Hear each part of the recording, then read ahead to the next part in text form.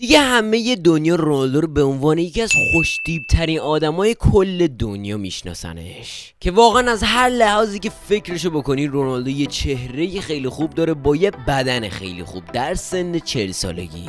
و حالا شاید باورتون نشه ولی رونالدو از همین بدن خیلی خوب با این چهره خیلی خوب تونسته میلیون‌ها دلار پول در بیاره.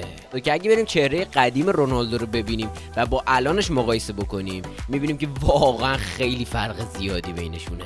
که بذارید حالا بهتون هزینه‌هایی که رونالدو برای چهرهش کرده رو دونه به دونه بهتون بگم. رونالدو $5000 برای دماغش کلا هزینه کرد، $20000 برای دندوناش، $11000 برای موهاش و $7000 برای پوست صورتش. که بعد از تمام این عملهایی که انجام داد شد این یه هلوی واقعی. رونالدو تصمیم گرفت که از اونجایی که خیلی خوشگل شده بوده بره مدلینگ انجام بده. و رونالدو همچنان مدلینگایی که انجام داده بود عکس‌ها و فیلماش هستن که واقعا خیلی خنده دارن. آقا دیگه خودتون چند تا از این عکسای رونالدو رو ببینید، واقعا دیگه کم مونده که فقط همونو در بیاره. حالا ما فقط داریم از یه زاویه به این داستان نگاه میکنیم که این داستان واقعا خیلی خنده‌داره و رونالدو چرا باید همچین کاری بکنه و چرا باید بیاد تبلیغ یه شرکتی انجام بده و لخت بشه براش. داستان اونجایی منطقی میشه که رونالدو میشه گفت تقریبا 20 میلیون دلار برای هر کدوم از این تبلیغاتایی که انجام میداد میگرفت، که یه رقم خیلی خیلی زیادی بود که واقعا نمیشد اصلا بهش واقعا نگفت. که بله دیگه فکر کنم هممون میدونیم که رونالدو واقعا خیلی پول داره و هر چیزی که فکرشو بکنیم و رونالدو داره.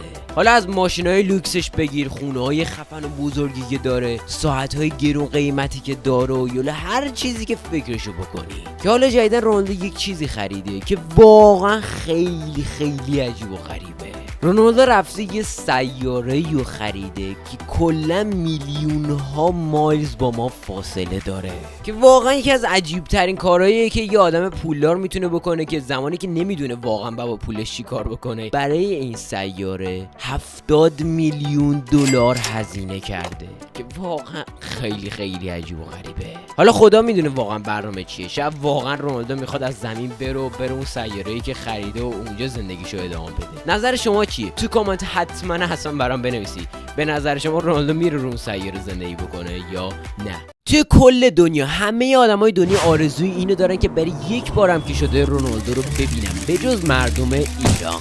مردم ایران بیشتر از خود رونالدو یکی دیگر رو دوست دارن، اونم زن رونالدو یعنی جورجینا. حالا جالبه این داستان اینه که اگه الان شما توی اینستا، یوتیوب یا هر سوشال مدیایی برید جورجینا رو ببینید که حتی داره از رونالدو بیشتر میخوره، که این داستان واقعا خیلی عجیب و غریبه.